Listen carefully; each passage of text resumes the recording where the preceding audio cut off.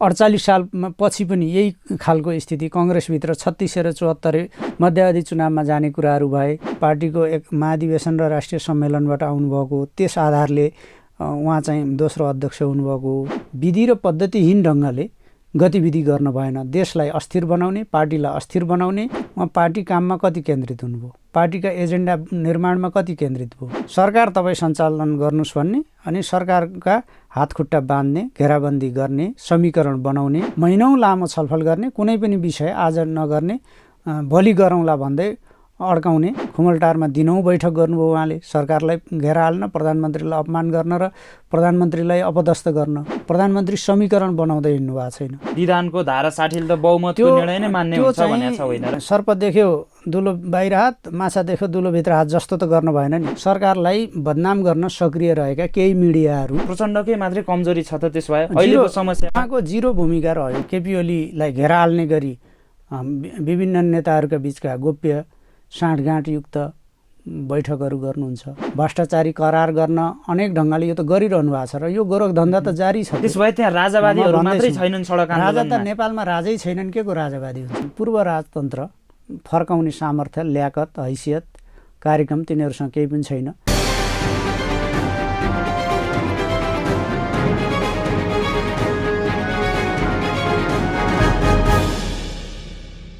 दर्शकवृन्द नमस्कार। कार्यक्रम साझा सरोकारमा तपाईँलाई स्वागत छ। दर्शकवृन्द, साझा सरोकारमा आज हामी सत्तारूढ नेपाल कम्युनिस्ट पार्टी नेकपा भित्र चर्किएको विवादको विषयमा केन्द्रित रहेर संवाद गर्दैछौँ।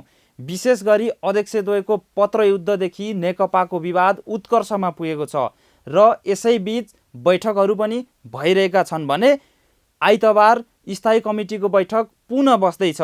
बैठकमा केपी ओली पक्ष र प्रचण्ड माधव पक्षबीच बहुमत र अल्पमतको खेल पनि जारी नै रहेको छ। कसले कसलाई कति गलाउने, कसले कसलाई सहमतिमा ल्याउने, को बढी पार्टीमा हाबी हुने भन्ने विषय नै नेकपामा अहिले मुख्य बनेको छ। आज हामी यी र यस्तै विषयमा केन्द्रित रहेर संवाद गर्दैछौँ। हामीसँग हुनुहुन्छ नेपाल कम्युनिस्ट पार्टी नेकपाका केन्द्रीय सदस्य, प्रचार विभाग उपप्रमुख एवं प्रधानमन्त्रीका प्रेस सल्लाहकार सूर्य थापा। सर्वप्रथम आउनुहोस्, उहाँलाई कार्यक्रममा स्वागत गरौँ। स्वागत छ यहाँलाई साझा सरोकारमा। धन्यवाद। तपाईँहरूले 2075 साल जेठ 3 गते दुनियाँ समृद्धिको नारा देखाएर पार्टी एकता गर्नुभयो। तत्कालीन नेपाल कम्युनिस्ट पार्टी एमाले र नेकपा माओवादी केन्द्र, र त्यसपछि विभिन्न समयमा विवाद हुँदै मिल्दै जुट्दै मिल्दै फेरि नै आइरहनु भएको थियो। अहिलेको अवस्थासम्म आइपुग्दा चाहिँ अध्यक्षद्वय बीच पत्रयुद्धदेखि लिएर अनेकन समस्याहरू आइरहेका छन्। यसो खास कारण चाहिँ के हो? म तपाईँलाई सुरुमै अलिकति प्रस्ट्याउन चाहन्छु।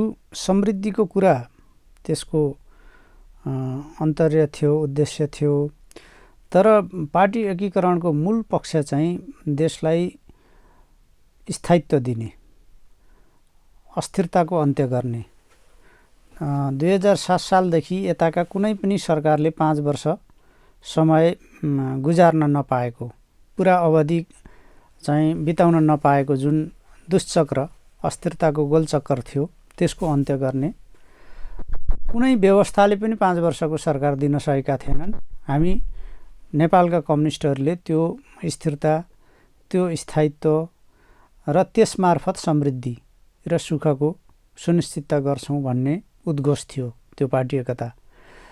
झन्डै 45-46 वर्ष पुराना दुई अलग अलग धारलाई सङ्ख्याका आधारमा, अरू कुनै आधारमा होइन, भावनाका आधारमा एकताबद्ध गरिएको थियो।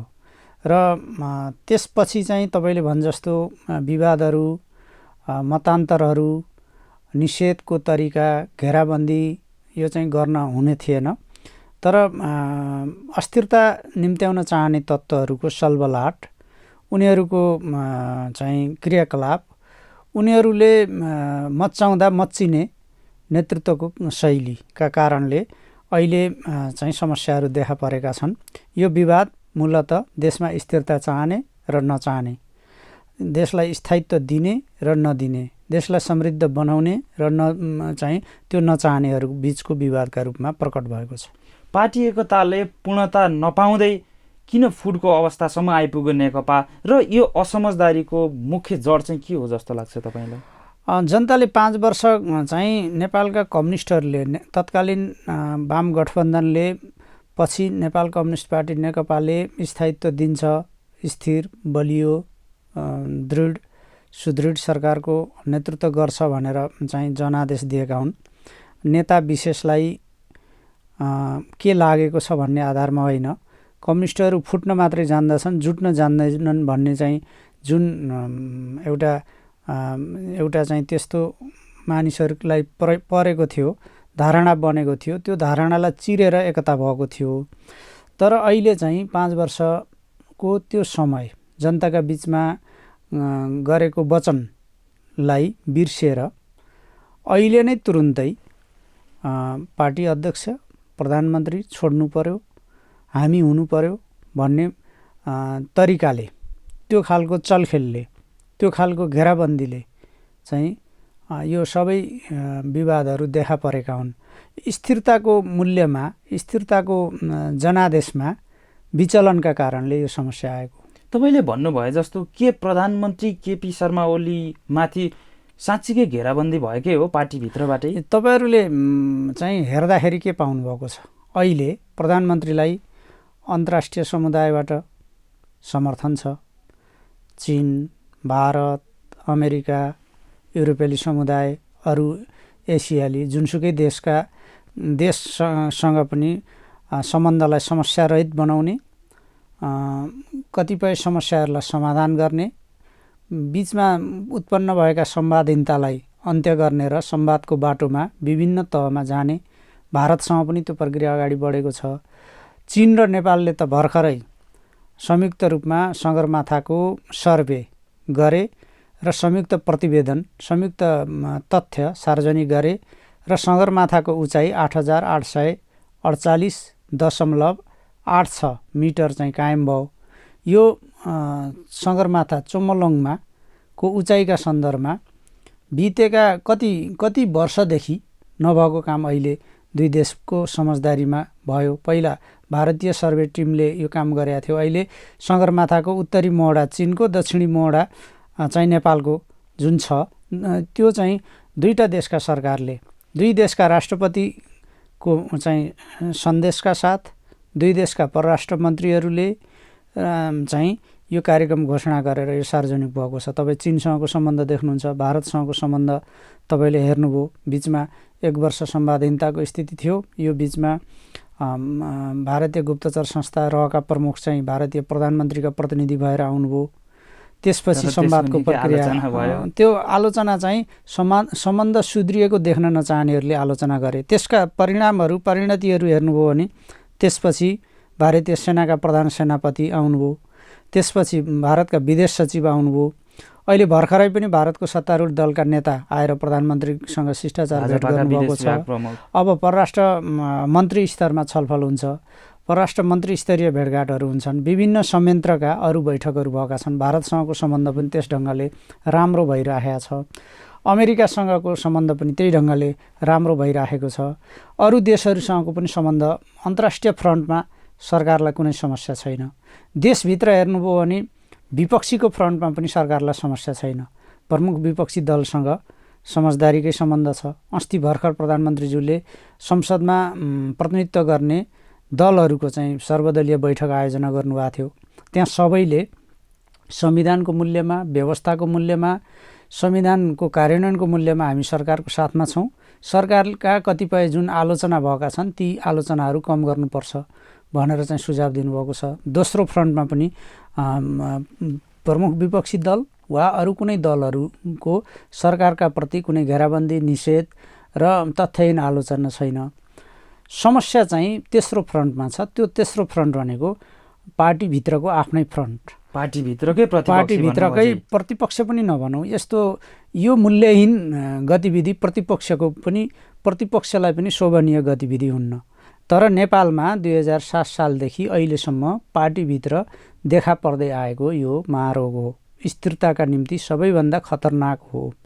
7 सालपछि हेर्नुभयो भने तपाईँ मातृका र बिपी कोइरालाको बिचमा त्यो देख्नुभयो। 15 सालपछि हेर्नुभयो भने तुलसी गिरी र चाहिँ बिपी कोइरालाहरू को देख्नुभयो।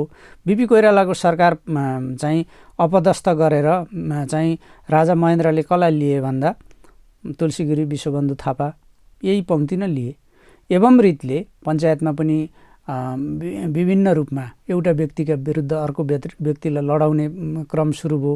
48 सालपछि पनि यही खालको स्थिति कङ्ग्रेसभित्र 36 र 74 को समस्या प्रकट भयो। आफ्नै पार्टीभित्रबाट नीति कार्यक्रम असफल पार्ने, फेल गर्ने, मध्यावधि चुनावमा जाने कुराहरू भए।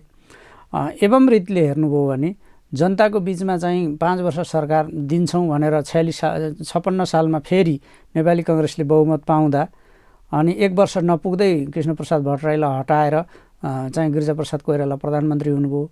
यो चाहिँ अहिले जुन प्रकट भइरहेको समस्या छ, यो अस्थिरताको जुन समस्या छ, यो आजको समस्या होइन। 70 वर्ष पुरानो यो रोग हो, क्रोनिक बनेको रोग हो। आज को नेताहरूको ले त्यो भूमिका खेल्नु भएको छ। आज को मातृका प्रसाद कोइराला बनिरहनु भएको छ, को तुलसी गिरी बनिरहनु भएको छ, को विश्वबन्धु थापा बनिरहनु भएको छ, को चाहिँ त्यस ढङ्गले आफ्नो भूमिका खेलिरहनु भएको छ, को 36 समूह जस्तो भएर प्रकट हुनुभएको छ, को चाहिँ गिरिजाप्रसाद कोइरालाको भूमिकामा प्रकट मूर्त रूपमा भनिदिनुहोस् न को तपाईँले समग्रमा आज अस्थिरता चाहिँ को निम्ति चुनौतीका रूपमा, घेराबन्दीका रूपमा, निषेधका रूपमा, नेतृत्वको अपमानका रूपमा, प्रधानमन्त्रीमाथि तथ्यहीन आरोपको रूपमा त पार्टीभित्रैबाट पार्टीकै नेताहरू, त्यो पनि पार्टीका कार्यकर्ता त माथिको बानी तल सरेको मात्रै हो, सचिवालयकै तहका नेताहरू यसरी प्रकट हुनुभएको तपाईँहरूले देखिरहनु भएको छ नि छर्लङ्ग। अहिले पार्टीभित्र यो चर्किएको विवाद, शक्ति सङ्घर्ष चाहिँ मात्रै फगत पदी आकाङ्क्षाको लागि हो कि विधि पद्धतिको लागि हो? के छ भन्न त उहाँहरूले त विधि पद्धतिको लागि हामीले यो सबै आवाज उठाइरहेका छौँ। म तपाईँलाई भन्छु, विधि पद्धतिको कुरा गर्ने हो भने विधि र पद्धतिले के भन्छ भने पार्टीको नेतृत्व एक महाधिवेशनदेखि अर्को महाधिवेशनका बिचमा आवधिक हुन्छ। अहिले कायम नेतृत्व प्रचण्ड कमरेड आफ्नो पार्टीको एक महाधिवेशन र राष्ट्रिय सम्मेलनबाट आउनुभएको, त्यस आधारले उहाँ चाहिँ दोस्रो अध्यक्ष हुनुभएको।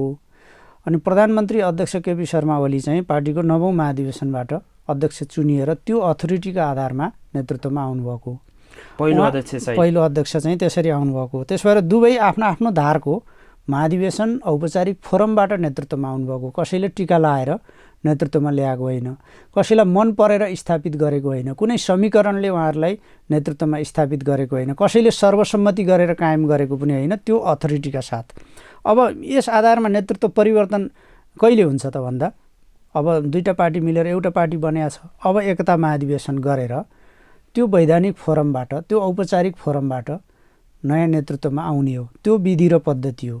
त्यसो नगरी 2075 साल असारमा गुप्त चाहिँ सम्झौता गर्ने अनि त्यसपछि गतिविधि गर्ने, 2076 साल 77 साल वैशाखमा आउँदा चाहिँ नीति कार्यक्रम बजेट नै ल्याउन नदिने गरी चलखेल गर्ने, सचिवालयमा दुवै पदबाट राजीनामा गर्नुपर्छ भनेर प्रस्ताव ल्याउने, प्रधानमन्त्री र अध्यक्ष छोडेर चाहिँ समस्या समाधान हुनुपर्छ भन्ने, त्यसो भन्ने अथोरिटी कहाँबाट पाउनुभयो उहाँहरूले?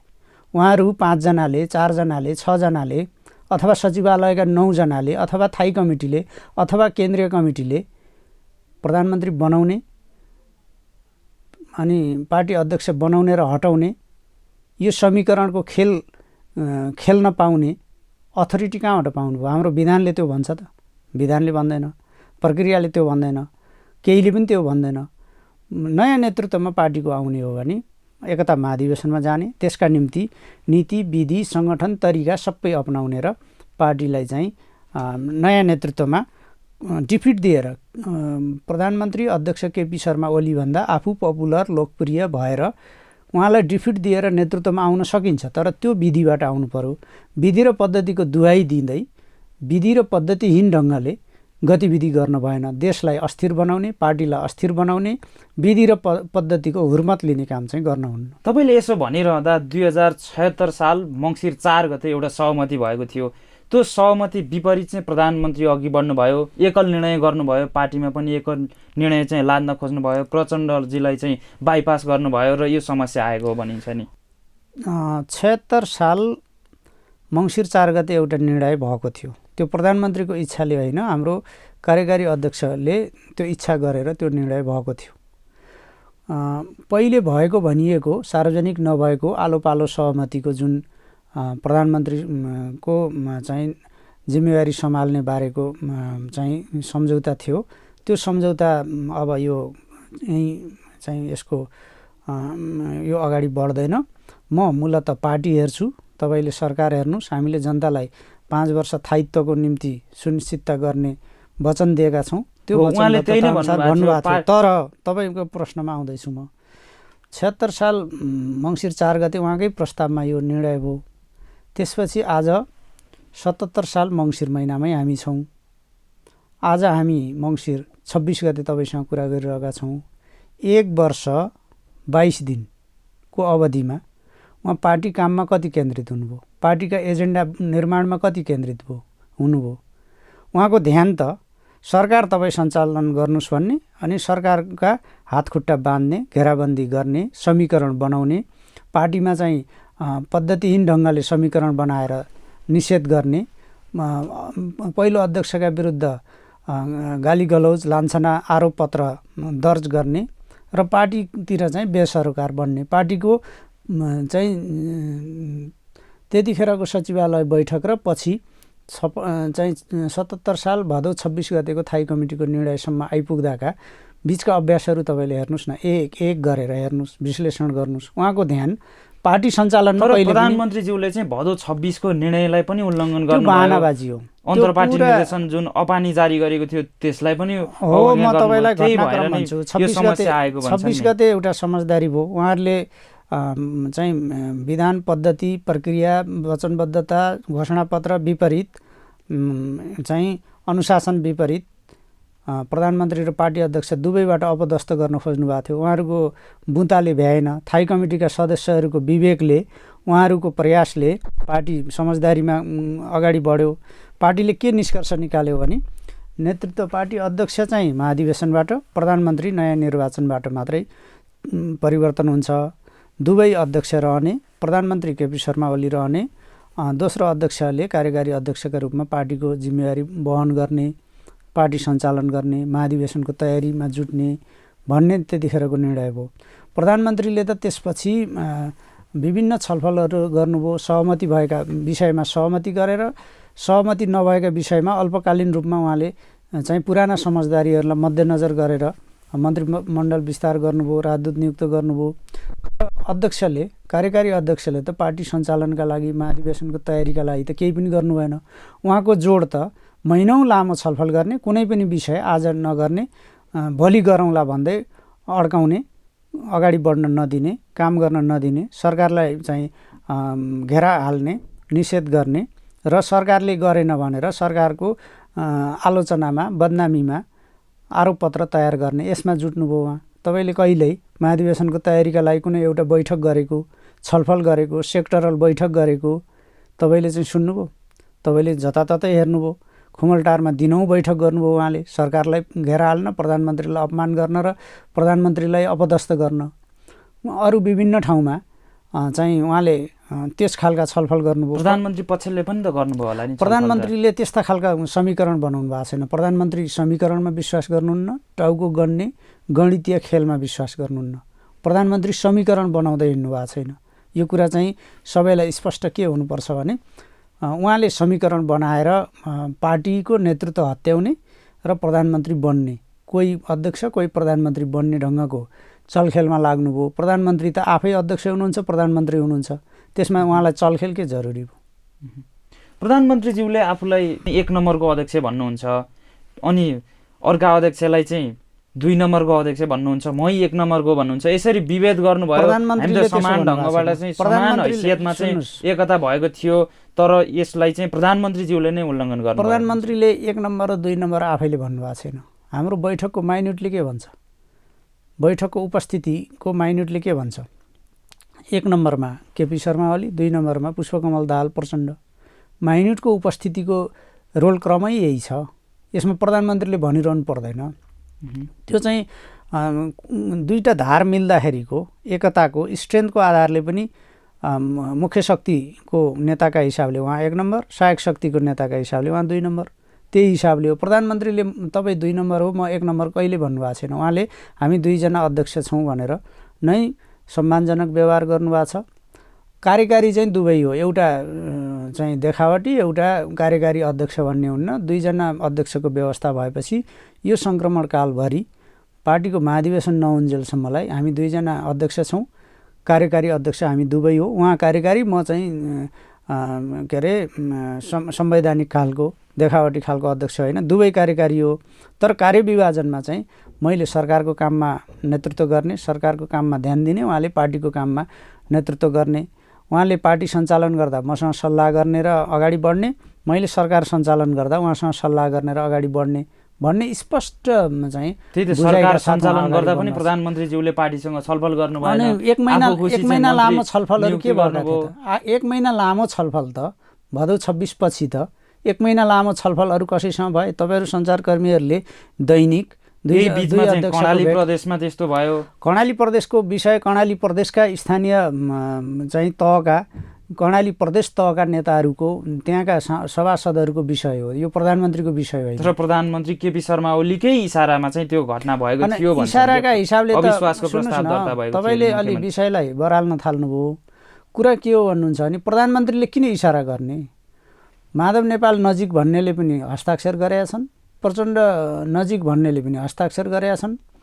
अनि त्यहाँ सबैले हस्ताक्षर गरेर बहुमत पुर्याएर माथि भन्दा त्यो रोकिन्छ, अगाडि बढ्न पाइन्न भनेर आफै त्यो दर्ता गरेका छन्। त्यो प्रक्रिया अगाडि बढेको छ। प्रधानमन्त्रीले थाहा पाएपछि त रोकियो नि त्यो। प्रधानमन्त्रीलाई पार्टीको कार्यकारी अध्यक्षले अथवा अरूले थाहा पाएर दर्ता हुनुभन्दा अगाडि यस्तो भइरहेछ भन्ने थाहा दिएर चाहिँ उहाँले नरोकेको भए उहाँको इसारामा उहाँले चाहिँ लगाएर यस्तो भएको भन्ने हुन्थ्यो। उहाँले थाहा पाउन साथ त उहाँले त त्यो प्रक्रिया रोक्नुभयो। उहाँलाई थाहा नदिइकन अनि चाहिँ त्यो उकास्दै को हिँडेको थियो त? अहिलेकै अवस्थामा कुरा गर्ने हो भने पनि नेकपाको सचिवालयमा पत्रयुद्ध नै चल्यो। गत कार्तिकको 22 गतेदेखि, त्यसपछि 25 गते, 28 गते, फेरि चाहिँ मङ्सिरको 13 गते हेर्ने हो भने यी बिचमा धेरै पत्रयुद्ध भए। एकअर्का अध्यक्ष विरुद्ध चाहिँ प्रस्तावहरू आए होइन, त्यो पनि आरोप पत्रसहित। आरोपसहित तपाईँहरूले त अराजनीतिक प्रस्ताव भन्नुभएको छ, त्यसलाई अभियोग पत्र भन्नुभएको छ। अब यो प्रस्ताव चाहिँ के हुन्छ, कसरी अघि बढ्छ? यसलाई अलि विषयलाई सही रूपमा बुझ्ने बुझाउने काम गरिनुपर्छ। प्रधानमन्त्रीले यो कामको थालनी गर्नु भएन। कार्तिक 22 गते हाम्रो कार्यकारी अध्यक्षको नेतृत्वमा सचिवालयका 5 जना नेताहरूले लिखित रूपमा हुँदै नभएका तथ्यहीन कुराहरू समेटेर बैठक बोलाउने नाममा त्यसभित्र चाहिँ धेरै खतरनाक कुराहरू, दोषारोपणहरू, गालीगलौजहरू र पार्टी पङ्क्तिलाई भड्काउने दुर्नियतहरू सहितको 2 पृष्ठको लिखत दिइसकेपछि त्यसलाई केवल एउटा निवेदन हो भन्ने रूपमा मात्र बुझ्ने अवस्था थिएन। त्यसो भएर प्रधानमन्त्रीज्यूले 10 पृष्ठ लामो त्यसको प्रत्युत्तर दिनुभयो। त्यस प्रत्युत्तरको प्रत्युत्तर प्रचण्डले लेख्नुभयो। त्यसपछि 19 पृष्ठको उहाँले चाहिँ अराजनीतिक प्रस्ताव ल्याउनुभयो। नेपालको कम्युनिस्ट आन्दोलनमा त्यो तहको अराजनीतिक प्रस्ताव त्यो तहको लिडरसिपमा कहिले प्रकट भएको थिएन। तर त्यो सामूहिक प्रस्ताव थियो नि होइन, सचिवालयका 5 जना उहाँले हस्ताक्षर गरेको उहाँको प्रस्ताव हो। अरू चाहिँ को वारेस साक्षी चाहिँ सामेल भएर पार्टीको लोगो सहित सबै लेटर प्याडमा छापिएको अनि उहाँले त्यो सबै कुरा गर्नुभयो। पछि उहाँले पार्टीको केन्द्रीय कार्यालयका तर्फबाट पार्टीको लोगो दुरुपयोग गरेर छापेर आफ्ना सदस्यहरू, आफ्नो धारका सदस्यहरूलाई गोप्य रूपमा देशभरि बाँड्ने चाहिँ प्रपञ्च गर्नुभयो। उहाँको समूहका समीकरणका सदस्यहरूले पनि त्यो बाँड्नुभयो। पछि उहाँले सचिवालयको बैठकमा त्यसो गर्नु गल्ती भयो।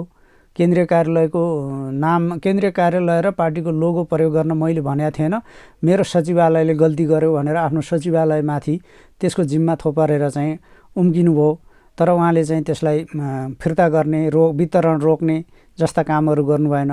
नियतवश गरिएको चाहिँ यो सबै हमला थियो र पार्टी अध्यक्ष प्रधानमन्त्रीमाथि दोस्रो अध्यक्षले यो तहको हमला गर्नु कुनै राजनीतिक नैतिक चाहिँ काम थिएन। यो अराजनीतिक गालीगलौज र बदनामको मिसन अन्तर्गत चाहिँ चालिएको कदम थियो। अब त्यसले निम्त्याएका कुराहरू क्रियाको प्रतिक्रियाका रूपमा प्रधानमन्त्रीले आफ्ना कुराहरू स्पष्ट गर्नुभएको छ। उहाँले 10 पृष्ठको पहिला पत्र लेख्नुभयो, 19 पृष्ठको गालीगलौज राजनीतिक प्रस्तावलाई उहाँले 38 पृष्ठमा स्पष्ट गर्नुभएको छ। र त्यो चाहिँ उहाँको प्रस्ताव पार्टीको स्वीकृत विधान पद्धति प्रक्रिया निर्णय अनुरूप छैन, त्यसो भएर यसमा चाहिँ पार्टीमा औपचारिक छलफल हुन सक्दैन भनेर उहाँले पछिल्लो चाहिँ स्थायी कमिटीको बैठकमा पनि लिखित पत्र नै पठाएर आफ्नो कुरा स्पष्ट गर्नुभएको छ। उहाँले चाहिँ यो स्पष्ट गरिसकेपछि स्थायी कमिटीले एजेन्डा तय गर्दा त्यो व्यक्तिगत रूपमा उहाँले ल्याएको अभियोग आरोप पत्र राजनीतिक प्रस्तावलाई एजेन्डा बनाएको छैन। अहिले स्थायी कमिटीको एजेन्डा पार्टीको आन्तरिक सङ्कटका बारेमा भन्ने, पार्टीमा उत्पन्न आन्तरिक सङ्कटबारे भन्ने त्यो एजेन्डामा चाहिँ अध्यक्ष द्वयको प्रस्तावमाथि स्थायी कमिटी बैठकमा छलफल त्यो एजेन्डा बनेको छैन। अब तल्लो तहसम्मै लाने भनेर उहाँहरूले लैजानु भएको छ। उहाँहरूले गुटबन्दी गरेर, उहाँहरूले पद्धतिहीन ढङ्गले, अनुशासनहीन ढङ्गले पार्टी केन्द्रीय कार्यालय लोगोको दुरुपयोग गरेर जे कर्म कुकर्म गर्नुभएको थियो त्यो व्यक्तिगत तहमा सीमित छ। पार्टीको संस्थागत कुनै चाहिँ प्रक्रियाबाट त्यो गुज्रिएको छैन, संस्थागत अनुमति छैन, निर्णय छैन। त्यो चाहिँ तपाईहरु यसमा स्पष्ट हुनुपर्छ। र स्थायी कमिटीको एजेन्डा पनि पार्टीकोमा उत्पन्न आन्तरिक सङ्कट भन्ने विषय यो एजेन्डा बनेको छ। यसमा चाहिँ त्यहाँ आमन्त्रित सदस्यहरू पनि हुनुहुन्छ, हाम्रो पदेन सदस्यहरू पनि हुनुहुन्छ। उहाँहरूले राख्ने विचार र प्रचण्ड कमरेलले राख्ने विचार लिखित होस् वा मौखिक त्यही हैसियत मात्रै सीमित छ। त्यो कुनै प्रस्तावमा का रूपमा स्वीकारिएको छैन। यसमा कोही भ्रममा पर्नु आवश्यक छैन। त्यसमा त्यो प्रस्तावमाथि छलफल भन्ने कुरा भएन। अब आफ्ना मत राख्ने बेलामा उहाँले ती कुरा राख्नु होला, अरूले अरू कुरा राख्नु होला, तर त्यो पार्टीको प्रस्तावका रूपमा छैन। त्यो अवैधानिक छ, अनैतिक छ, आरोप पत्र छ, अभियोग पत्र छ, दुर्नियतका साथ आएको छ। यो कुरो हाम्रो संस्थागत पद्धतिले स्वीकारेको छैन। दुरुपयोग गरेर, बदमासी गरेर चाहिँ यसलाई जबरजस्ती पार्टी पङ्क्तिमा लैजाने र विभाजनको आधार तयार पार्ने कोसिस जारी छ। अहिले नेकपा एकता चाहिँ कस्तो मोडमा आइपुगेको छ भने प्रधानमन्त्री एवं पार्टीका पहिलो नम्बर अध्यक्ष केपी शर्मा ओली चाहिँ बैठकमा उपस्थित हुनै चाहिरहनु भएको छैन। त्यो प्रस्ताव फिर्ता गर्नुपर्छ भनिरहनु भएको छ। र यो तपाईँलाई मैले यहीँ रोकेँ। बैठकमा उपस्थित हुन चाहनु भएको छैन भन्ने उहाँहरूको दुष्प्रचार हो। बैठक कसले बोलाउँछ, के आधारमा बैठक बस्छ, एजेन्डा कसरी तय हुन्छ, प्रस्ताव कसरी तय हुन्छ। त्यसो भए बाहिर भनिए जस्तो प्रधानमन्त्री बैठकबाट भाग्नु भएको होइन। प्रधानमन्त्रीले बैठकबाट भाग्नु पर्ने के कारण रह्यो? उहाँ सचिवालयका बैठकहरूमा जानुभएको छ। सचिवालयका बैठकमा प्रस्तुत हुने प्रस्तावहरू कसरी तय हुन्छन्, स्थायी कमिटीको बैठक त्यो चाहिँ पार्टीको विधान प्रक्रिया निर्णय अनुरूपको तयारी अन्तर्गत उहाँहरूले गर्नुभएको थिएन। उहाँले सचिवालयकै बैठकमा भन्नुभएको थियो के एजेन्डामा छलफल गर्नुहुन्छ, के प्रस्ताव तयार गर्नुभएको छ, के सल्लाह गर्नुभएको छ, बैठक कसरी बस्छ। तर सचिवालयका अन्य सदस्यहरू उहाँले त्यही भन्नुभएको थियो होइन। त्यसपछि उहाँले स्थायी कमिटीका सदस्यहरूको मर्यादालाई, सम्मानलाई, विवेकलाई मध्यनजर गरेर यो चाहिँ पार्टीको विधान पद्धति अनुसार बैठकको हिसाबले तयारी गरेर बसेको त छैन, तर म तपाईँहरूको विवेकमाथि विश्वास गर्छु भनेर उहाँले आफ्नो कुरा पत्र मार्फत पठाउनु भएको छ। जुन बैठक तयारी गर्ने, छलफल गर्ने, सहमति गर्ने, एजेन्डा तय गर्ने, प्रस्ताव तयार गर्ने, त्यो तयारी गर्ने र बैठकलाई बैठक जस्तो बनाउने गरी सम्पन्न गर्ने मनसायले भन्दा पनि प्रहार गर्ने, बदनाम गर्ने अनि त्यसपछि अपमान गर्ने ढङ्गले आयोजना गरिएको छ। यो अपमानजनक तरिका हो, यो गलत हो भनेर नभन्ने। अनि जे चिजलाई 5 जना उहाँहरू जुटेर बैठक हुन्छ र त्यसको त बैठक बोलाउने तरिका हुन्छ नि त, बैठकको छलफलको तरिका हुन्छ नि त। पार्टीका सचिवालयका चाहिँ 9 जना नै उपस्थित भएर हामीले बैठक गऱ्यौँ भनेर मात्रै पनि हुन्न नि त। त्यहाँ त विधानअनुसार 2 जना अध्यक्षको बिचमा सहमति हुनुपर्छ, प्रस्ताव त्यसरी तयार हुनुपर्छ, एजेन्डा त्यसरी तयार हुनुपर्छ, त्यो एजेन्डा महासचिवले बैठकमा राख्नुपर्छ, अनि त्यसमा चाहिँ सदस्यहरूले आफ्नो राय राखेर त्यसलाई अन्तिम रूप दिनुपर्छ। त्यसपछि बैठक एजेन्डामा अगाडि बढ्ने। अनि यो कुन प्रस्तावमा छलफल गर्ने भनेर उहाँहरूले चाहिँ तयारी गरेको पाउनु भएको छ तपाईँहरूले। त्यसो भएर यो धेरै हुइयाँको पछाडि लाग्नुहुन्न। प्रधानमन्त्री, पार्टी अध्यक्ष चाहिँ बैठक एभोइड गर्न, बैठक नमान्न, बैठकप्रति अरुचि राख्न यो केही जरुरी छैन। उहाँले विधान पद्धति प्रक्रिया सहमति निर्णय अनुसारका पार्टीका प्रक्रियाहरूलाई सधैँ सम्मान गर्नुभएको छ, पालना गर्नुभएको छ, अगाडि बढाउनु भएको छ, बढ्नुहुन्छ। तर बैठकको दुरुपयोग गर्ने, केन्द्रीय कार्यालयको दुरुपयोग गर्ने, लोगोको दुरुपयोग गर्ने अनि बदनाम गर्ने। त्यसो भए प्रधानमन्त्री केपी शर्मा ओली माथि जुन किसिमको चाहिँ सचिवालयमा प्रस्ताव पेश भयो नि, त्यो प्रस्ताव खारेज नभइकन प्रधानमन्त्री केपी शर्मा ओली कुनै पनि बैठकमा आफ्नो अडान चाहिँ त्यही राख्नु भएको छ। म बैठकमा सामेल हुन्छु हुन्न उहाँले केही भन्नुभएको छैन। उहाँले परेको जे गर्न जरुरी हो त्यो कुरा गर्नुहुन्छ। तर उहाँले चाहिँ के भन्नुभएको छ भने बैठक जस्तो, पार्टी जस्तो मर्यादा अनुरूपको गरेर चाहिँ अगाडि बढ्छ। यो मन परी चाहिँ चल्दैन। तर बहुमत सदस्यले चाहिँ कहाँ बहुमत र अल्पमत, कहाँको बहुमत र अल्पमत भन्दै हुनुहुन्छ? कसले गनेको छ बहुमत? सचिवालयमा बहुमत नै छ। कसरी बहुमत र अल्पमत? 5 जना हुनुहुन्छ उहाँहरूको पक्षमा। अनि कतिजना र के भन्ने चाहिँ त्यसरी छुट्याउने हाम्रो विधानले कहाँ व्यवस्था गरेको छ? त्यो त कुनै व्यवस्था छैन। तर तपाईहरुको विधानको धारा 60 ले त बहुमतको निर्णय नै मान्ने हुन्छ भनेको छ होइन र? त्यो चाहिँ पार्टीको सामान्य प्रचलनका निम्ति हो, संक्रमणकालका निम्ति होइन। पार्टीको सामान्य प्रचलनका निम्ति हो र पार्टीको केन्द्रीय कमिटी सामान्य प्रक्रियाबाट आएको होइन, यो महाधिवेशनबाट आएको होइन, यो चाहिँ एकताबाट आएको हो। एकताको प्रक्रिया कहाँ गएर टुङ्गिन्छ भन्दा महाधिवेशनमा गएर टुङ्गिन्छ। महाधिवेशनसम्म पार्टीको नेतृत्व, केन्द्रीय कमिटी, यसका निर्णयहरू विधानको धारा 60 होइन, सङ्क्रमणकालीन व्यवस्था अनुसार अध्यक्षका कर्तव्यहरू हेर्नुभयो, पार्टीका निर्णयहरू हेर्नुभयो, पत्राचारका कुराहरू हेर्नुभयो, सर्कुलरका तरिकाहरू हेर्नुभयो भने त्यसअनुसार हुन्छ भन्ने विधान पढ्न पर्यो। हामी चाहिँ लेनिनवादी सङ्गठनात्मक सिद्धान्तमा 2 जना अध्यक्ष रहने भन्ने कहीँ व्यवस्था छ? हामी त त्यसलाई स्थगन गरेर सङ्क्रमणकालको अवधिभरि 2 जना अध्यक्ष राख्ने, 2 जना अध्यक्षको सहमतिमा एकताको प्रक्रिया अगाडि बढाउने, त्यसअनुसार चाहिँ महाधिवेशनमा जाने भन्ने स्वीकार गरेको होइन र? यो चाहिँ सर्प देख्यो दुलो बाहिर हात, माछा देख्यो दुलो भित्र हात जस्तो त गर्न भएन नि। हामी सङ्क्रमणकालमा छौँ, पार्टी सङ्क्रमणकालमा छ। महाधिवेशन अगाडि हामीले चाहिँ लेनिनवादी सङ्गठनात्मक सिद्धान्तलाई आम रूपमा चाहिँ स्थगन गरेका छौँ एकताको क्रममा। अनि चाहिँ हामीले जनताबीच गरेका प्रतिबद्धता, महाधिवेशनपछि एकताको सिलसिलामा गरेका निर्णय, सहमतिहरू सबै बिर्सेर अनि धारा 60 को दुहाईको के अर्थ हुन्छ? अरू विभिन्न खालका पार्टीका चाहिँ विधानहरूको व्यवस्था होला, दुनियाँ होला। अनि भदौ 26 गतेको बैठकले, थाई कमिटीको बैठकले के निर्णय गरे हो त? 2 जना अध्यक्षको सहमतिमा प्रस्ताव, एजेन्डा तयारी गर्ने र बैठक बस्ने भनेको के हो त? यो सङ्क्रमणकालीन विधानको व्यवस्थालाई नै त्यसले व्याख्या गरेर त्यो निर्णय गरेको हो नि त। त्यतिखेर त यसो भन्ने मित्रहरू पनि त चाहिँ हुनुहुन्थ्यो, उहाँहरूले पनि स्वीकार गरेर गरिएको चिज यही हो नि त। तर त्यही स्थायी कमिटी बैठककै निर्णयको कुरा गर्ने हो भने पनि त्यहाँ त पार्टी नेता कार्यकर्ताले चाहिँ पार्टीका आफ्नै नेता विरुद्ध चाहिँ जथाभावी नबोल्ने भनेर चाहिँ एक किसिमको निर्णय गरेका थियो। तर तपाईहरू नै केही नेताहरू चाहिँ फेसबुकमादेखि लिएर सामाजिक सञ्जालमा चाहिँ एक किसिमको युद्ध जस्तै गर्नुभयो नि, त्यसैले नै माहौल बिग्रिएको होइन? अन्तर्विरोध प्रकट भएपछि, जस्तो त्यो अपानी जारी भइसकेपछि हाम्रो कार्यकारी अध्यक्षले फायर खोल्नुभन्दा अगाडि त्यो 5 जनाको लिखित निवेदन, उहाँको 19 पृष्ठको गालीगलौज आउनुभन्दा अगाडि पार्टी आम रूपमा थाई कमिटीको त्यही निर्णयको मर्म अनुरूप नै थियो। कुनै विषय प्रसङ्गमा नेताहरूले आफूले संस्थागत कुराहरू नबोक्दा आलोचना टिप्पणी अवश्य हुन्छ, भएको थियो। तर आम रूपमा पार्टीका निर्णयहरू कार्यान्वयन गर्ने सन्दर्भमा तपाईँले भने जस्तो समस्या थिएन। जब पहिलो अध्यक्षका विरुद्ध दोस्रो अध्यक्ष नै त्यस ढङ्गले लिखित गालीगलौज आरोप पत्र बोकेर आउनुभएपछि त्यसको के उहाँले एकदम गजब गर्नुभयो, राम्रो गर्नुभयो, एउटा उचाइबाट उहाँले चाहिँ बहस छलफल गर्न खोज्नुभयो भनेर भनिदिनु पर्ने हामीले। उहाँले आरोप पत्र रूपमा जुन प्रस्तुत गर्नुभएको थियो त्यो आरोप पत्र हो, अभियोग पत्र हो। बदनाम गर्न, लान्छना लाउन, घेराबन्दी गर्न तथ्यहीन ढङ्गले ल्याइएको, दुर्नियतका साथ ल्याइएको चिज हो। हामीले त्यही भनेको। त्यहाँ लगाइएका आरोपहरू कुनै पनि चाहिँ प्रमाणका आधारमा छैन, आधारहीन तथ्यहीन आरोपहरू हुन्। कुन आरोप छन् त? तपाईँले ठिकै सङ्केत गर्नुभयो। यति होल्डिङलाई चाहिँ अनि विभिन्न सरकारी जग्गाहरू दिनुभयो भन्नुभयो।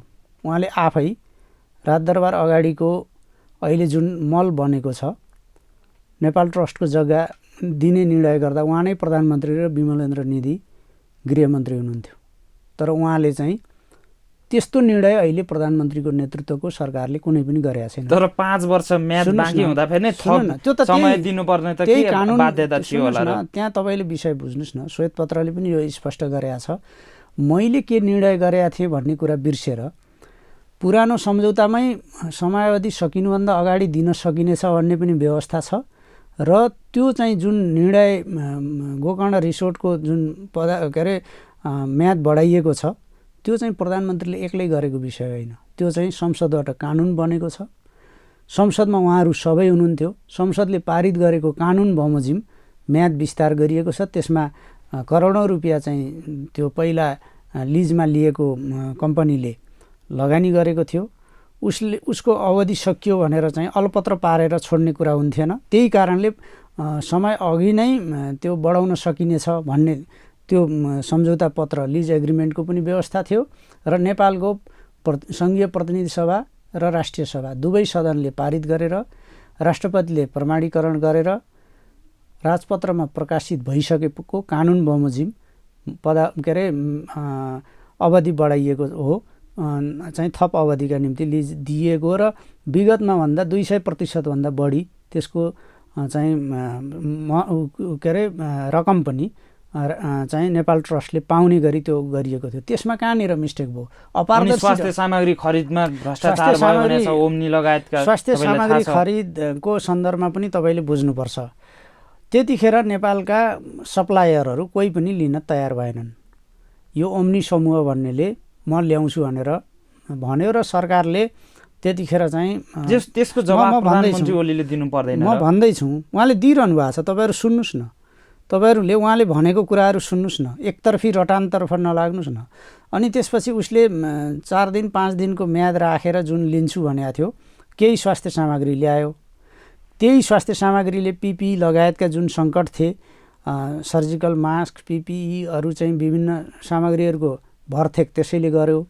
तर उसले त्यसपछि चाहिँ ल्याउँछु भनेको सबै सामग्री ल्याउन सकेन। उसले जुन धरौटी राखेको थियो त्यो सरकारले जफत गर्यो। सम्झौता गर्ने निकायले स्वास्थ्य सेवा विभागले सम्झौता गरेर चाहिँ त्यो आपूर्तिको जिम्मा दिएको थियो। त्यो चाहिँ सहमति अनुसार सम्झौता अनुसार सामग्री ल्याउन नसकेपछि स्वास्थ्य सेवा विभागले नै उसको चाहिँ सम्झौता रद्द गर्यो र धरौटी जफत गर्यो। जुन चिज कारोबारै भएको छैन, केही चिज ल्याएकै छैन, अनि त्यसमा भ्रष्टाचार कसरी भयो? धरौटी त जफत गरिसक्यो सरकारले, स्वास्थ्य सेवा विभागले धरौटी जफत गरिसकेको कुरो यो चाहिँ सही कुरो नबुझ्ने अनि उल्टासुल्टा कुरा गरेर परिस्थिति भड्काउने, भ्रष्टाचार भयो भन्ने, हुँदै नभएको चाहिँ हावादारी कुरा गरेर।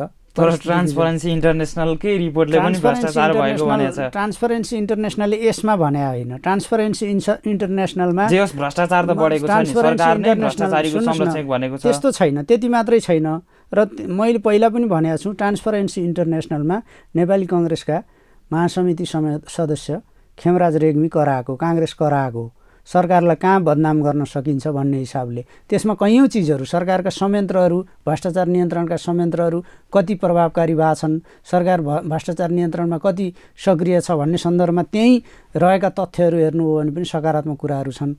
र सरकारलाई बदनाम गर्न सक्रिय रहेका केही मिडियाहरू, ब्रोडसिट मिडियाहरूले त्यो तथ्यलाई म्यानिपुलेट गरेर चाहिँ यो यस्तो चाहिँ आयो, रिपोर्ट यस्तो आयो भन्ने ढङ्गले गरेको र सरकारले त्यसलाई अस्वीकार गरिसकेका छ। त्यो चाहिँ कुनै तथ्यसङ्गत छैन, वस्तुसङ्गत छैन, त्यसको साइन्टिफिक रिसर्चको मर्यादा अनुकूल छैन, त्यो चाहिँ पूर्वाग्रह प्रेरित छ, तथ्यहीन छ भन्ने कुरा सरकारले भनिसकेका छ। यस्ता खेलोफड्कोहरू हुन्छन्।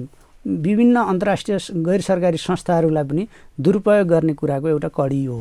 तपाईँको विभिन्न कुराहरू सुन्दा, अन्य अन्तर्वार्ताहरूको पनि कुरा सुन्दा तपाईँ विशेष त आफ्नै पार्टीका कार्यकारी अध्यक्ष पुष्पकमल दाहाल प्रति चाहिँ बढी असहिष्णु र आक्रामक देखिनुहुन्छ। यसो कारण गलत कुरा गर्नुभयो। म चाहिँ कार्यकारी अध्यक्षप्रति किन असहिष्णु आक्रामक देखिनु? उहाँका त्यस्तै खालका पार्टी सञ्चालनमा सबै चाहिँ प्रचण्डकै मात्रै कमजोरी छ त? त्यसो भए अहिलेको समस्या उहाँको जिरो भूमिका रह्यो पार्टी सञ्चालनका सन्दर्भमा। केपी शर्मा ओलीको कुनै पनि गर्नुभएको छैन। पार्टी जिम्मेवार हुनुहुन्न। सुन्नुहोस्, पार्टीको कार्यकारी अध्यक्षका हिसाबले पार्टी सञ्चालनको जुन जिम्मा कार्यविभाजनमा उहाँले पाउनुभएको छ त्यसलाई उहाँले आफ्नो गुट विस्तार गर्न, गुटबन्दी गर्न, समीकरण बनाउन दुरुपयोग गर्नुभएको छ। मैले यो उहाँले गरेको कुरा भनेको, नगरेको कुरा भनेको छैन। उहाँले पूर्व माओवादीहरू एकजुट हुने भन्नुहुन्छ, कहिले कहिले त्यही खालका गतिविधि गर्नुहुन्छ, कहिले पूर्व एमालेभित्र चाहिँ केपी ओलीलाई घेराल्ने गरी विभिन्न नेताहरूका बिचका गोप्य साँठगाँठयुक्त बैठकहरू गर्नुहुन्छ, समीकरण बनाउनुहुन्छ कि अहिलेको समस्याको समाधान समीकरण हो? पार्टीको एकताका र त्यस यताका वाम गठबन्धनदेखि अहिलेसम्मका समझदारी, निर्णय, सम्झौताहरू चाहिँ समीकरणका कारणले सम्भव भएका हुन्। उहाँले चाहिँ आफ्नो कार्यविभाजन अन्तर्गतको कुनै पनि काम नगरेका कारणले जे समस्या देखा परेको छ, आफ्नो जिम्मामा उहाँले केही पनि काम नगर्ने, सरकारको जिम्मामा चाहिँ खुट्टा अड्काउने र अवरोध गर्ने, काम गर्न नदिने, अनि सरकारले केही गरेन भन्ने ढङ्गले उहाँले बितेको 1 वर्षमा सरकारको पक्षमा, खास गरी केन्द्रीय कमिटीको बैठक सकिएपछि माघ 20 गते यता सरकारको पक्षमा कहिल्यै बोलेको, सकारात्मक कुरा बोलेको सुन्नु भएको छ? तर उहाँले जब यो गर्नुभएको छैन, उहाँ र उहाँको पङ्क्तिका ती चाहिँ चाहे विभिन्न उहाँका नजिकका आसेपासेका अनलाइनहरू हुन्, म तिनलाई पानी अनलाइन भन्छु, चाहे चाहिँ पेड खालका सोसल मिडिया सञ्चालकहरू हुन्, तिनको चाहिँ आक्रमण, तिनको हमला, तिनले व्यक्तिगत रूपमा गरेका चाहिँ बदनामी, तिनले चाहिँ गरेका हामीमाथिका प्रहार, सरकारमाथिका प्रहार, प्रधानमन्त्रीमाथि केन्द्रित प्रहार, अनि उहाँहरूले क्या बात गर्नुभयो, राम्रो गर्नुभयो भनेर भनिदिनु पर्यो। उहाँका आफन्तहरूका, उहाँका परिवारका मान्छेहरूका संलग्नतामा सञ्चालित अनलाइनहरूले, उहाँको सचिवालयमा बसेर चाहिँ काम गरेका मान्छेहरूले चाहिँ सञ्चालन गरेका अनलाइनहरूले बितेको 2 वर्षमा गरेका सम्प्रेषणहरू हेर्नु भएको छ। तपाईँहरूले चाहिँ केस स्टडीका रूपमा हेर्नुहोस् न। तिनले सरकारलाई सहयोग गर्ने, प्रधानमन्त्रीप्रति सम्मानजनक टिप्पणीसम्म गर्न नसक्ने, अनि त्यो चाहिँ तपाईँहरूले नदेख्ने। हामीले त त्यस्ता रवैयाहरू गलत हुन्। सरकारको समर्थन गर्नु, सरकारका कामको प्रचार गर्नु, सरकारलाई जनस्तरमा स्थापित गर्नु पार्टीको कर्तव्य हो। मैले त यही भनेको। यो चाहिँ कसरी असहिष्णुता भयो? तर उहाँ चाहिँ लचक हुनुभएको छ, पार्टी सञ्चालनदेखि लिएर प्रधानमन्त्रीलाई पनि सहयोग गर्दै आउनुभयो। त्यस अगाडि भएको सहमतिलाई नै चाहिँ तोडेर उहाँले मङ्सिर 4 गते हेर्नुहोस् त अर्को सहमति गर्नुभयो, त्यति त्याग प्रदर्शन गर्नुभयो। तर प्रधानमन्त्रीज्यूले चाहिँ त्याग प्रदर्शन गर्नु पर्दैन? प्रधानमन्त्रीले किन त्याग प्रदर्शन गर्नु पर्यो? प्रधानमन्त्री 5 वर्षको लागि जनतालाई म स्थिर सरकार दिन्छु भनेको प्रधानमन्त्रीले बिचमा बाटो चाहिँ बिराउने, बिचमा छोड्ने, बिचमा म जिम्मेवारी सम्हाल्न सक्दिनँ भनेर त्याग गर्नु पर्यो। तर पार्टीभित्र देखिएको समस्या हल हुन्छ भने त प्रधानमन्त्रीले 2 मध्ये 1 पद छोड्नलाई तयार हुनु पर्दैन? कुनै पद कसैलाई बाटामा मन लाग्यो भनेर, बाटै कसैको त्यस्तो धारणा बन्यो भनेर छोड्ने कुरा यो विधान पद्धति हाम्रो समझदारी निर्णयहरू अनुरूप यी चाहिँ सम्भव छैन। यो चाहिँ देशमा अस्थिरता बढाउने, अस्थिरतालाई मलजल गर्ने र अस्थिरता मच्चाएर चाहिँ त्यसमा आफ्नो स्वार्थको रोटी सेक्ने एउटा स्वार्थी तरिका हो। तपाईँ नेकपाको नेता, प्रधानमन्त्रीको सल्लाहकार, अहिले यो जुन नेकपामा विवाद देखिएको छ यसको मिलनबिन्दु चाहिँ के हुनसक्छ त?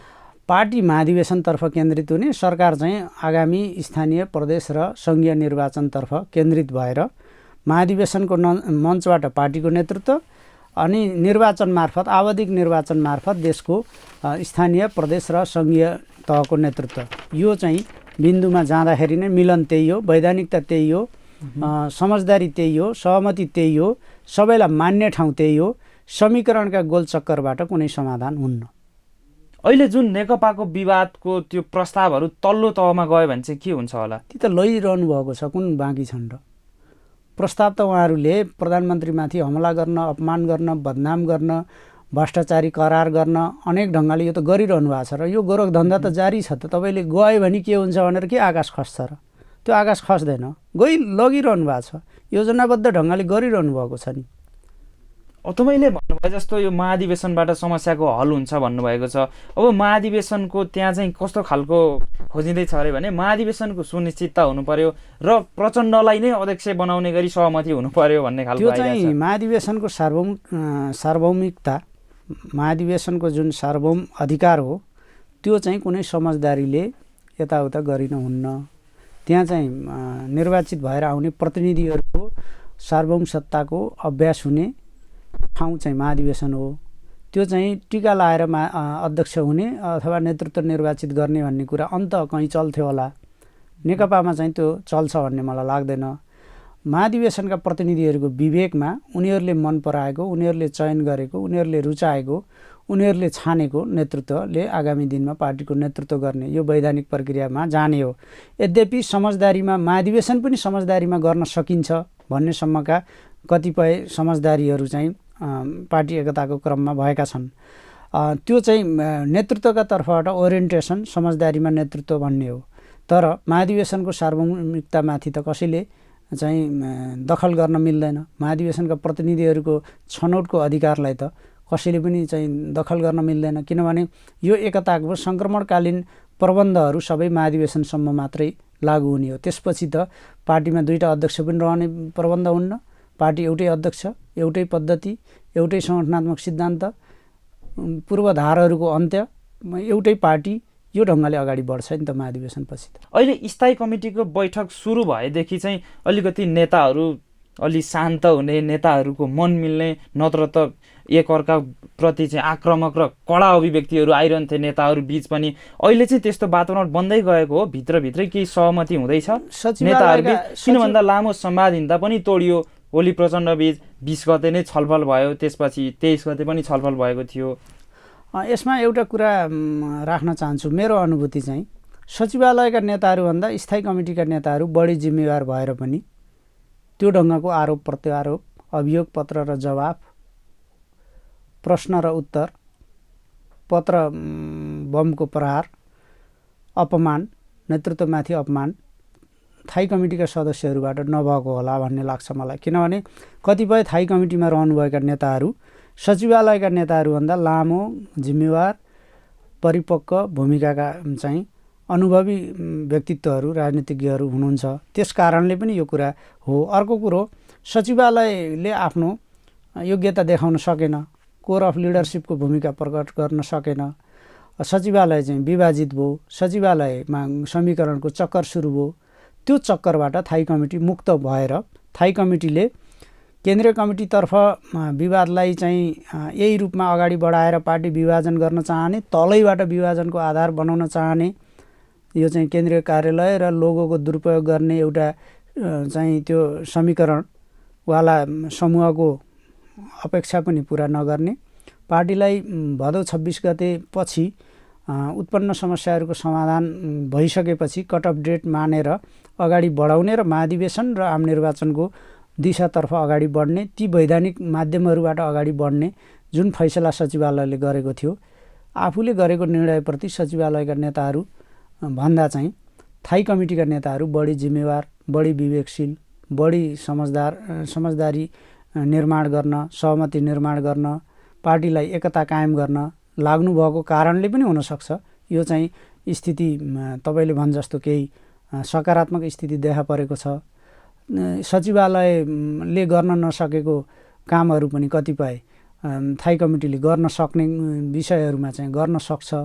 त्यहाँ चाहिँ फेरि पुस्ताका हिसाबले पनि सचिवालयमा मूलत डाँडामाथिको घाम जस्ता नेताहरू, 70 माथिको उमेर समूह, आसपासको उमेर समूहका नेताहरू हुने, अनि पार्टीको दोस्रो पुस्ता चाहिँ सेकेन्ड जेनेरेसन चाहिँ किन भन्दा सचिवालय बैठकमा चाहिँ अध्यक्ष द्वयबीच हात हालाल बाहेक सबै किसिमको आरोप प्रत्यारोप, व्यक्तिगत राजनीतिक आरोप प्रत्यारोप सबै भयो। थाई कमिटीमा चाहिँ दोस्रो पुस्ताका पार्टीलाई अब नेतृत्व गर्ने उमेर समूहका नेताहरू, पुस्तान्तरणको हिसाबले पनि परिपक्व भएका नेताहरूको समूह छ। त्यस हिसाबले पनि उहाँहरू चाहिँ उहाँहरूलाई अब त्यसमा मिल्नुको विकल्प छैन, मिलौँ भन्ने बिन्दुमा पुग्नु भएको उहाँहरू। मिल्ने मनसायो भने मिल्नुको विकल्प छैन। विभाजन गरेर आफ्नो समूह सञ्चालन गर्ने पुरानै बानीको अभ्यास गर्ने हो भने विभाजन कसैले पनि रोक्न सक्दैन। मैले देखेको के हो भने पार्टी एकता, कार्यकर्ताको भावना, देशको आवश्यकता, कम्युनिस्ट आन्दोलनको एकीकरणको औचित्यको कारणले सम्भव भएको हो। यो औचित्य बिर्सने हो भने त विभाजन बाहेक त अर्को विकल्प छैन। म चाहिँ के भन्न चाहन्छु भने एकताको आशय, अभिप्राय, उद्देश्य र चाहिँ महत्त्वबोधका साथ अगाडि बढ्ने हो भने एकता हुन्छ। यही ढङ्गको गालीगलौज, आरोप पत्रहरूको आधारमा बदनाम गर्ने, आत्मनिन्दा र भर्त्सनाको बाटोबाट अगाडि बढ्ने हो भने एकता चाहिँ सङ्कटमा पर्छ, विभाजन निम्त्याउने काम हुन्छ। विभाजनको आधार तयार पार्ने लिखतहरूले एकता बनाउँदैन। खुर्सानी रोपेर त्यसमा सुन्तला फल्दैन, यो कुरा हेक्का राख्नुपर्छ। अब अन्तिममा अहिले चाहिँ सडकमा विभिन्न सिलसिलेवार चाहिँ प्रदर्शनहरू भइरहेका छन्, यो चाहिँ व्यवस्थाकै विरुद्धमा प्रदर्शनहरू भइरहेका छन्। तपाईँहरूकै कार्यशैलीबाट चाहिँ असन्तुष्ट भएर ती आक्रोशहरू पोखिएका हुन् कि ती परिचालित मान्छे हुन्, तपाईँलाई के लाग्छ? केही परिचालित फन्डेड मान्छेहरू छन्, केही चाहिँ हाम्रा नेताहरूको खास गरी यो घेराबन्दीवाला समूहको नजिकका मान्छेहरू पनि जुलुसमा गएको, जसले सरकार चाहिँ विरुद्ध एकदम जनता आक्रोशित छन् भन्ने देखाउन खोजेको जस्तो पनि गर्न खोजिएको जस्तो। त्यसो भए त्यहाँ राजावादीहरू मात्रै छैनन् सडक आन्दोलनमा? राजा त नेपालमा राजै छैनन्, के को राजावादी हुन्छन्? पूर्व राजावादीहरू कोही होलान्। अब ती पूर्व राजावादीहरू तपाईँ के ज्ञानेन्द्र शाह फेरि फर्केर राजपाट सञ्चालन गर्छन् भन्ने चाहिँ तपाईँले परिकल्पना गर्नुभएको छ? उमेरकै हिसाबले पनि उहाँ राज्यले दिएको वृद्ध भत्ताको हकदार भइसक्नु भएको छ। 72-73 वर्षको उमेरमा हुनुहुन्छ। अब उहाँपछि आउने उहाँका छोरालाई यो राजतन्त्र फर्काउने यी मानिसहरूको चिलबिलाहटसँग कुनै मतलबै छैन। उहाँले आफै पनि भन्नुभएको छ, उहाँ आफ्नै हिसाबले आफ्नो जीवन बिताउने प्रयासमा हुनुहुन्छ। उहाँलाई राजपाटमा फर्किने, फेरि युवराज बन्ने, फेरि राजा बन्ने खालको उहाँलाई कुनै मतलबै भएको देखिन्न। यी चाहिँ ज्ञानेन्द्रलाई, पारसलाई अथवा उनका छोरालाई राजपाट फर्काउनु परेको छैन। त्यो चाहिँ आफैले छोडेर हिँडेको सिंहासनमा फर्किन्छु भन्ने कल्पना पनि छैन। तर विभिन्न खालका असन्तुष्ट, राजनीतिक नियुक्ति नपाएर, सरकारसँग कुरा नमिलेर, प्रतिपक्षमा पनि कुरा नमिलेर असन्तुष्ट मानिसहरू, केही मानिसहरू चाहिँ तपाईँ देख्नुभयो भने वकालत गर्दा गर्दै बुढौली लागेका। तर अहिले त यो गणतान्त्रिक सरकारले राम्रो काम गरेन, अब यो व्यवस्था नै फेर्नुपर्छ बनाउन खोजिएको माहौल हो, त्यस्तो होइन भनेर चाहिँ संविधानका मूल मर्महरूमा गलत कुरा हो। सरकारले काम गरेको छ। सरकारले आन्दोलन भइरहेको छ। राजावादीहरूले, पूर्व राजाहरूले शतक लाएर 100 वर्ष लाएर गर्न नसकेको काम गणतन्त्रको यो चाहिँ बितेको 10-12 वर्षमा भएका छन्। तपाईँ परिसूचकहरू हेर्नुहोस् न, उपलब्धिहरू हेर्नुहोस् न, ती कुराहरू छन्। तर अहिले चाहिँ जबरजस्त माहौल, सरकारले केही गरेन अनि भन्दै आफ्ना असन्तुष्टि पोखिएको कुरालाई औचित्यपूर्ण बनाउने कोसिस गरेका छन्। यो असन्तुष्टि पोखिन सक्छन्, सङ्क्रमणकालमा ती छरिन सक्छन्, पोखिन सक्छन्, तर ती असन्तुष्टिले मुलुक सञ्चालन गर्न सक्दैनन्। अनि नागार्जुनवासमा बसेको पूर्व राजतन्त्र फर्काउने सामर्थ्य, ल्याकत, हैसियत, कार्यक्रम तिनीहरूसँग केही पनि छैन।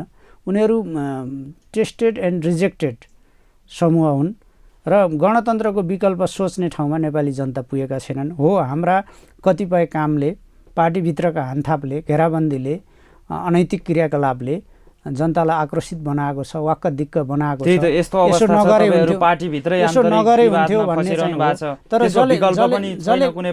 जसले कचिङ्गल मचाइरहेछ उनीहरूलाई भन्ने काम गर्नुहोस् तपाईँहरूले। यो पार्टी जस्तो सञ्चालन गर्नका निम्ति चाहिँ उहाँहरू सक्रिय हुने बित्तिकै 80% समस्या समाधान। तर यो विषयलाई लिएर त सर्वदलीय बैठकमै कुरा उठ्यो होइन र? सर्वदलीय बैठक असले प्रधानमन्त्रीले बोलाउनु भयो, सबै संसदभित्रका दलहरू आउनुभयो, उहाँहरूले आफ्ना रायहरू राख्नुभयो। उहाँहरूका प्रतिपक्षले सरकारले क्या बात गर्यो त भन्दैन नि, प्रतिपक्षले आफ्ना आलोचना, गुनासा, टिप्पणी गर्छ। प्रधानमन्त्रीले सुझाव लिनका लागि कतिपय आलोचना सुन्नका लागि, कतिपय त्यस्ता चाहिँ धारणाहरू चाहिँ सुन्नका निम्ति, परामर्श गर्नका निम्ति उहाँहरूलाई बोलाउनु भएको थियो। तर उहाँहरूले चाहिँ समष्टिमा भन्नुभएको त संविधानको प्रबन्ध, व्यवस्था र नेपाली जनताले सङ्घर्ष गरेर स्थापित गरेको यो सङ्घीय लोकतान्त्रिक गणतन्त्रको यो व्यवस्था विरुद्ध हामी कोही पनि छैनौँ, जान्दैनौँ, यसको विकल्प छँदा पनि छैन। सरकारमाथिको चाहिँ कतिपय गुनासा छन् भने त्यो गुनासोलाई सरकारले सम्बोधन गर्नुपर्छ। तर यो व्यवस्थामाथिको, सङ्घीय लोकतान्त्रिक गणतन्त्रमाथिको कसैको चाहिँ यो प्रहार हो भने त्यसलाई सहन सकिन्न भन्ने त संसदभित्रका दलहरू सबैले एक स्वरमा त्यो निष्कर्षका साथ आफ्ना धारणा राख्नुभयो नि त। त्यसले सरकारलाई बलियो नै बनाएको छ। त्यसपछि चाहिँ चिलबिलाहटहरू चुपचाप लागेको पनि त तपाईँले देख्नु भएको छ। हस्, यहाँको महत्त्वपूर्ण समय, संवाद र विचारका लागि हार्दिक धन्यवाद। धन्यवाद मेरो। हस्, नमस्कार। नमस्कार।